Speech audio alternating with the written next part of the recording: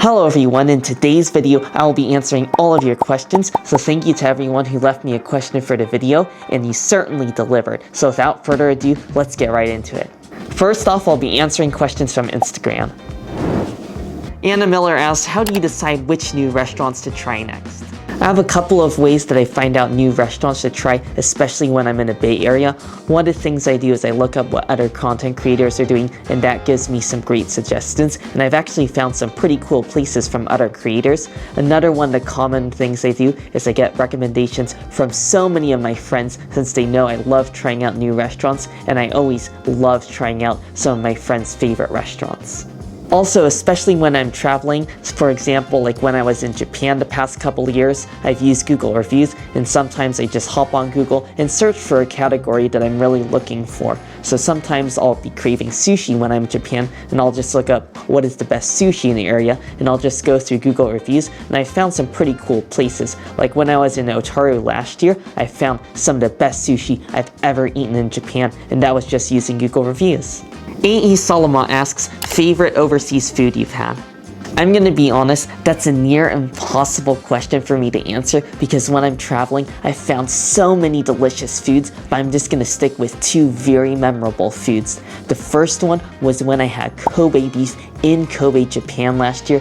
That was on my bucket list for many years. I've always wanted to try Kobe beef, so I really enjoyed that because I had A5 Wagyu beef in Kobe, Japan on my 18th birthday, and what a day that was. Another super memorable meal for me was again in Japan, and this past year when I was in Tokyo, I visited Tempura Kondo, which is a 2 Michelin star tempura restaurant, and I enjoyed their tempura course dinner made by the chef and owner himself, Fumio Kondo, and that was just a legendary and once-in-a-lifetime experience.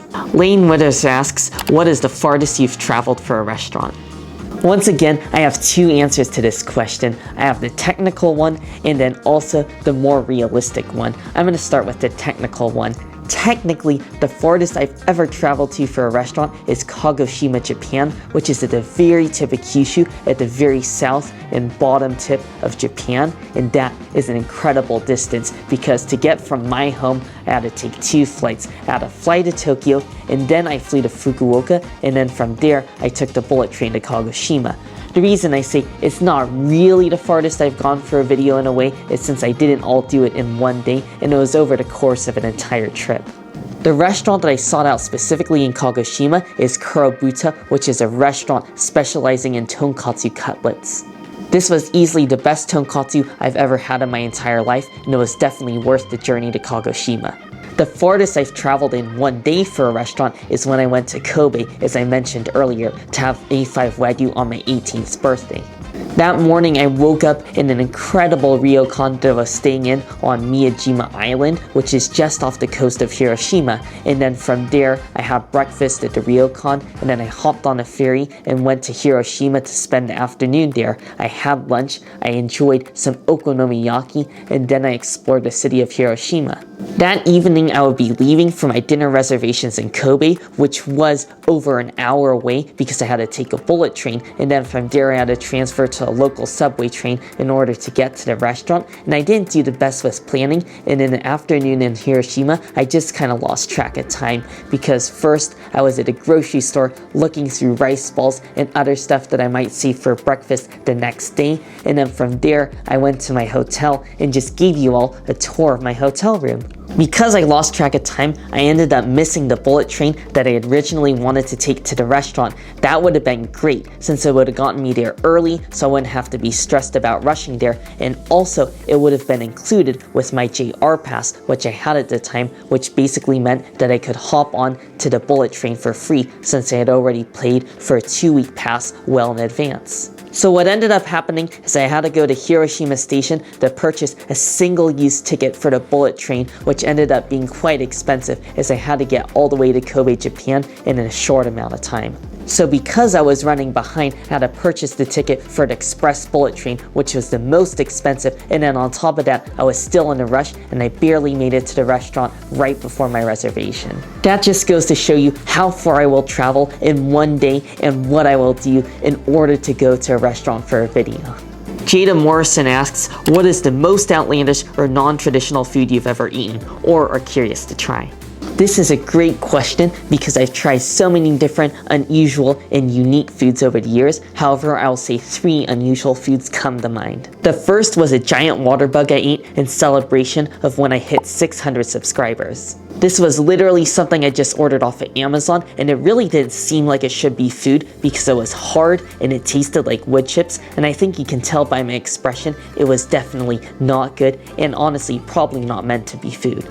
The second food that comes to mind is fugu, or Japanese puffer fish, which I had when I was in Tokyo last year, and to me, that's gotta be one of the most unusual foods since fugu is one of the only foods that you could eat in the world that if prepared incorrectly will kill you. Chefs train for years in order for them to prepare it safely, and it's safe to say that I survived my fugu experience and I actually really enjoyed the taste of the fish. It was such a unique and daring experience, and this is definitely one of those foods where if you get some bad food poisoning, you will definitely not make it out of the restaurant alive. Probably the most unusual food I ate in the year of 2024 was Japanese mud skipper sashimi when I was in Yanagawa. Mud skipper is also known as alien fish, and I mean just look at its face. Look at it. It's terrifying. What makes this dish all the more crazy is the way they serve the mud skipper sashimi. They bring out a platter of the filleted mud skipper with all the small pieces of fish just sliced up, and then they also leave the heads on a platter, and honestly, it looked like the heads might still be alive because the heads had their mouths open and it looked like the heads were breathing and moving around and snapping. So I think that was pretty crazy. But what some people came to me in the comments for is they thought that I might be eating the fish head, but thankfully that is not part of the experience. When you eat mud skipper sashimi, I feel like it's just a presentation where they like to have the live head and then you just dip the little pieces of fish in a little bit of soy sauce. And personally, I thought it was quite unique but also tasty because the flesh had a crunchy and sort of spongy texture and it tasted like a rare steak. So I think it's safe to say I've tried some pretty outlandish foods over the years. Now I'll be moving on to questions from YouTube. Korda asks, what is your favorite boba flavor if you like boba? The answer to that question is I don't like boba. I love boba, and I would say I have 2 favorite flavors. I love myself a jasmine milk tea, never disappoints, and if I'm not really in the mood for tea but I'm still in the mood for boba, I will go for a brown sugar boba, which is just brown sugar flavored boba, usually just in a little bit of milk. Korda also asks, and do you like anime? It might shock you, but I've actually never seen anime before, but maybe I should look into it because I could see myself really getting into it. Connie Shanak asks, will you be traveling again? If so, where? The answer is I'm not really sure where I'll be traveling next. I do hope to travel in 2025 since traveling is one of my biggest passions, and I'll be sure to keep you updated with where I'm gonna head to. Jason C asks, are you planning on any more overseas trips where you can do more airline reviews? I love your ANA business class review. Thank you, Jason, so much for that. I really enjoyed making that ANA business class video, and it's definitely one of my most memorable moments on this channel. I think I kind of already answered part of that question already. I do hope to go on an overseas trip in the year of 2025 because I think that would be epic. And yes, if I go on a trip, I will do an airline review because those videos always do really well, and they're also some of my most favorite videos to make. Jason C also asks, is there a food that you don't like? The answer is yes, there is one food that I don't like, and the answer might surprise you since it is a very common food. I really don't like peanuts or anything to do with peanuts or peanut butter. I don't know what it is, something about it I just don't like. I mean, I love all sorts of other nuts. I'll eat pretty much anything, but I cannot stand peanuts for whatever reason. Amazing Doggo asks, favorite food spot in the Bay Area?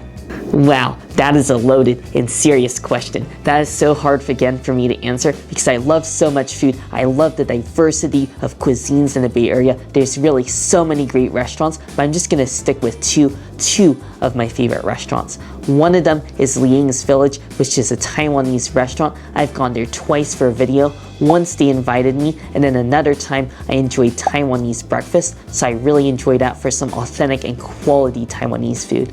I also love Doppio Zero for Italian food. I really appreciate the quality and taste of their ingredients since they use Italian flour that is imported from Italy, and they also use all sorts of quality cheeses, and everything is just made perfectly and it tastes very authentic. Amazing Doggo also asks, who do you want to collab with the most? That is another really great question, especially for someone like me, because yes, I do make a lot of YouTube videos, but I also watch a massive amount of different creators. There's two creators I have in mind. The first one is Feed Maymay. She's a Bay Area food content creator, and I've been watching her since almost the very beginning. I want to say she started her YouTube channel in either 2017 or 2018, and I've been watching her since she had maybe around a couple thousand subscribers, or possibly even less than that. It's been really inspiring to see her journey because she's been really working hard at her channel for such a long time. I know she reached around 50,000 subscribers sometime in 2020, and then from there in a blink of an eye, she had 100,000 subscribers and then 1 million subscribers, and now she's quickly approaching 3 million subscribers. So it's really been inspiring for me to see a small food creator in the Bay Area start out from humble beginnings and then rise to greatness. Another YouTuber I'd really want to collab with is Chris Broad of the legendary YouTube channel Abroad in Japan, which is my personal favorite YouTube channel, and I think it's totally underrated on a platform. I really love everything from his filmmaking skills to his production quality, his editing, his music, and his humor. I think his channel is super underrated since he has like 3 million something subscribers, and I really think it deserves to be one of the top channels on all of YouTube because it's seriously that incredible. So if you've never seen any of his videos, you should definitely check him out because I think you'll really enjoy it. It would seriously be an absolute dream if I ran into him. So one day I do want to check out his bar, which he opened in Tokyo earlier this year, and I feel like it would be crazy if I just went to his bar and bumped into him. However, that's probably not happening anytime soon. Blame Scott asks, what is a dish you'd be equally excited and anxious about trying and why? Something that would really bring you out of your comfort zone. One dish that I'm very nervous about trying is chicken sashimi in Kagoshima, Japan. You heard that right. In Kagoshima, Japan, one of the specialties is raw chicken. Ever since I heard about it, I've always wanted to try it since it just feels like one of those forbidden foods that you're not supposed to eat, but apparently it's very safe to do so since they use the highest quality fresh chicken and they make sure to butcher it safely in order for it to be safe for consumption. Now you might be wondering why I didn't try it when I was in Kagoshima this past year, and that's just because I was in Kagoshima for such a short time and I was still worried about food poisoning, but I would try it in the future, especially if someone recommended to me a local spot that they enjoy going to. ND asks, what do you do a mukbang type? Like lay out a huge spread and just scarf and talk and review and then scarf more till you need to crash out from all that food coma LOL. I gotta be honest, that's just not really my type of style of video. I know some of you might think that I kind of do mukbangs since I eat so much food all at once, but personally, what I do is in the videos is I'd like to try a wide variety of food, not necessarily a massive quantity of food, because I can never really see myself just sitting down and eating like 2 or 3 pounds of food in one sitting. After I do these videos where I go to restaurants and review like 7 or 8 different dishes, I ended up just taking most of it as leftovers for home, and then I have leftovers for quite a while. AJ Paula asks, what are some of the interesting things that restaurant owners / managers say when they see you reviewing their dishes? Everybody looks so curious in your Japan videos. Thank you for asking. I had some fun encounters on this past Japan trip. When I went to Fukuoka this past June, I went to Yatai stall, which is a traditional Japanese street food stall, and I talked to the owner of Yatai Mami-chan off screen, and I really enjoyed chatting with him. He has such a lively personality, and he was so kind and welcoming, and he recommended some various tourist attractions and things that I should do when I was visiting Fukuoka, and it was really just such a wholesome experience, and I feel like that's really part of the Yatai culture in Japan, just chatting with the customers, and it's just such a fun experience. So if you're ever in Fukuoka, Japan, definitely check out a Yatai, and Yatai Mami-chan is a great one to try. Another fun experience I had was when I met the owner of a fried chicken restaurant when I was in Fukuoka. The owner of this fried chicken restaurant was really curious when he saw me filming, and he saw me trying to film through the glass window of his kitchen, so he was so kind and invited me to film behind the counter in his own small kitchen, and it was really cool just to get some great close-up shots of him cooking since it was such an open kitchen and such an invigorating experience. He was really lively and chatted and asked about where I was from, and I told him from California, and he seemed really happy and grateful that I made the journey all the way from California to his fried chicken shop in Fukuoka, and we just chatted some more off camera, and it was really just a great experience. Also, right on the spot, he made a show of subscribing to my YouTube channel and also following me on Instagram, both of which I didn't even ask for him to do, so I was really grateful for that. And from time to time, actually now that I think about it, pretty much every time I make a post on Instagram, he still likes it. So seriously, thank you so much, Aoki-san. If you're watching this, you're a legend. Arnak asks, what airport would you fly into from the USA? Then what order of cities would you visit, and what airport would you depart from? Well, this is a pretty difficult question. As far as airports go, the US has so many major airports, but I would say the most important ones to take note of are SFO and LAX, which are two of the biggest hubs on the Pacific coast of the US. And then for the east coast of the US, the major airport is JFK, which is in New York. Now, as far as what cities to visit in the US, that's a really difficult question, especially for me. Unfortunately, I have to say I haven't explored a lot of the US. There's so many major cities that I haven't gone to, and really, it's just gonna depend on what you're looking for. If you're looking for a tropical getaway, then I would recommend Honolulu, Hawaii, because you can get the beaches and all sorts of great food while you're there. If you're just looking for a really intense urban landscape and city vibe, I'd recommend New York City. Also, when I fly in and out of the US, I almost always fly out of SFO, especially when I'm traveling internationally, since that's the closest airport to me. Arnak also asks, when you visit Japan, in what order of cities would you visit? This is another really difficult question since I've been to Japan 3 times and I've gone to so many different cities, and there's really so much to see in Japan, it really feels infinite and endless. Because of that, I'll just give you a sample itinerary of what I would do on my first trip. But again, I could really make about 1,000 of these different first-time itineraries since there is so much to see. I'm going to assume that you have 2 weeks for your trip, since I find that that is the most common amount of time that people spend when they're going on a trip to Japan. I would start the trip with 3 nights in Tokyo, and then from there I would take the bullet train and then transfer to the ferry and spend 2 nights at a traditional ryokan in Miyajima, and then from there I would head back to the mainland, and then I would spend 1 night in Hiroshima. From there I would take the bullet train down to Fukuoka, and I would spend another 2 nights there, and then I would take the bullet train once more down to Kagoshima and spend 2 more nights there before flying back to Tokyo. And I'll tell you, the reason that you're going to Tokyo twice is because that's the way I find easiest to get in and out of Japan. I will say the caveat with my first time itinerary is it will be crazy. It might be a little bit difficult, especially if it's your first time going to Japan, since there's so much traveling and moving about, and it will be pricey, but I just feel like that would be my perfect first trip and what I would do if I was going to Japan for the first time. And that is the perfect segue into my next question, because Vibes asks, hey Derek, I got a question for you if you don't mind answering. I am going to go to Japan in May because it's always been on one of the countries I've always wanted to visit, and it will be for 3 weeks, and was wondering if you have any tips on traveling there. Any rules I would have to abide by or manners I would have to show for respect of the culture. Wow, this is an awesome and loaded question. I could seriously make an entire video off of this. In fact, there's quite a few videos on YouTube of this exact topic because there's so many rules and manners that a lot of tourists want to know before they visit Japan. But since we don't have a lot of time here, I'm just going to give you 5 tips and 5 manners that I think you should abide by.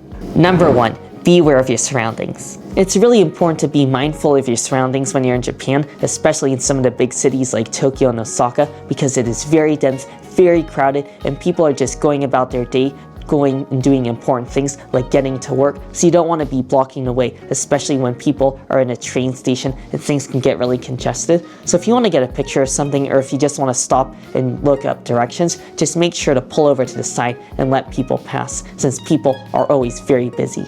Also, part of being aware of your surroundings is being aware of how loud you are and how loud you're talking, since in Japan people tend to be very quiet. This is especially noticeable on the train, especially on the bullet train or Shinkansen. People don't really talk since Japan is such a crowded city. Even on a subway, I mean, you could be on a packed subway at rush hour and it'll be almost so silent you could hear a pin drop. And that's really important because nobody wants to be on a train full of loud, crowded, talking people that are shouting at each other. So if you do want to talk, you can just whisper quietly. But I would say for the most part, don't talk really loudly. Also, I feel like a great area with the whole not talking too loud in Japan is the restaurant etiquette, because sometimes when you're at a restaurant, you'll want to be quite quiet. For example, I was at a tea house in Fukuoka this past year, and there was only one other couple there, and they didn't really talk at all, so I felt kind of self-conscious, so I was just like whispering the whole time. And there'll be other times where you're at a small restaurant, or like at a ramen shop where people don't really talk since they're in there to just get in and get out. I'll say one of the exceptions to being quiet in Japanese restaurants is when you're at a yakitori restaurant or izakaya. That is the one time I would say it's expected to be loud. People are often drunk, people are just hanging out with their friends, and it is the one time you can be loud and boisterous, because I feel like that's just what you go to a yakitori restaurant or izakaya to do. My second tip is to not eat while walking. I know it's really common in a lot of countries to get some street food and just walk and chat and eat as you're walking, but in Japan, people like to stop and eat in one spot. So by that I mean a lot of stands will have signs telling you to not walk and eat, especially in the Sakusa area of Tokyo, and the polite thing to do is just to sit or stand near the stand. Sometimes you can find a bench even and just finish and eat your food there. And then what makes that really convenient is a lot of these stands will let you throw away the rest of your trash right at the stand, so that way you're not left walking around with a lot of trash looking for a trash can anyways. Tip number 3 is eat food as it is served. In Japan, chefs put a lot of effort and pride into making and crafting their food, so it is actually quite impolite to ask for any modifications to your food. By that I mean don't ask for no seaweed if you don't like seaweed, or no fish eggs if you don't like fish eggs, because chefs really intend their food to be eaten just the way they made it. So if you don't like something, unfortunately that does mean you should probably just choose a different dish on the menu. I will say the exception to this is allergies, because allergies are taken very seriously in Japan. So if you do have an allergy, like for example, I have a shrimp allergy, be sure to let the restaurant staff know, because they will do their best and try to accommodate you. Tip number 4 is be mindful of your chopsticks. I know a lot of Westerners aren't super familiar with chopstick etiquette, but in Japan they take it pretty seriously. I'll say one of the biggest faux pas is to grab your chopsticks and stick it directly standing up in your bowl of rice.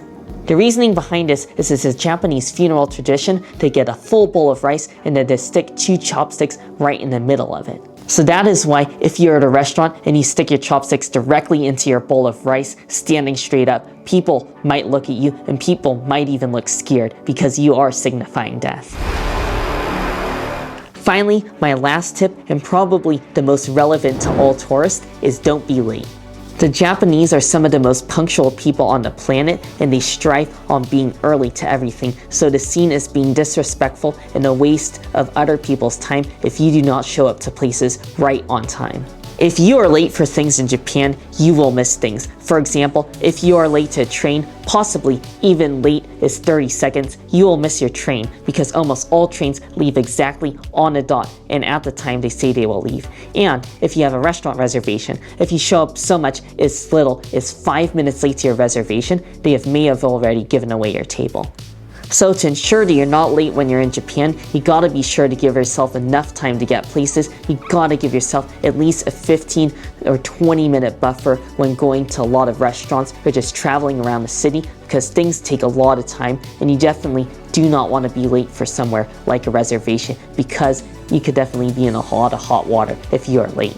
Kind of going along the topic of being late is you definitely want to have restaurant reservations for a lot of key restaurants, because in Japan it is a very busy country, it is very crowded, there's so many people, so if there is a really famous or popular restaurant, you may have to get reservations well in advance, possibly even months in advance. So I would say there's 2 ways of doing reservations. For somewhere really legendary and popular, for example like Tempura Kondo, which I visited this past year, the 2 Michelin star tempura restaurant, you can actually go online and go to their website and then make a reservation online a couple of months in advance. For something like a really small family-owned restaurant that is quite small and you want to reserve, you may not need to do it super early in advance, but what I will say is that as soon as you get into Japan, try to go to your hotel concierge and see if they can help call and make a reservation by phone for the small restaurant that you want to go to. Those are just a few tips and manners and rules to abide by when you're in Japan, but don't get overly stressed out about it. I know people will be forgiving and people will understand if you make a mistake or two, and hopefully that should help you out. Once again, thank you to everyone that reached out and made this Q&A possible. I really appreciated all of your insightful questions. If you still have any questions for me, just feel free to leave them down in the comments down below of this video, and I'll do my best directly to respond to every single one of them. Also, thank you again to everyone that supported me on my journey. I really wouldn't be here without you. And as always, I really hope you all enjoyed the video. Make sure if you did to give it a like, and also make sure to subscribe, and I'll see you in the next one.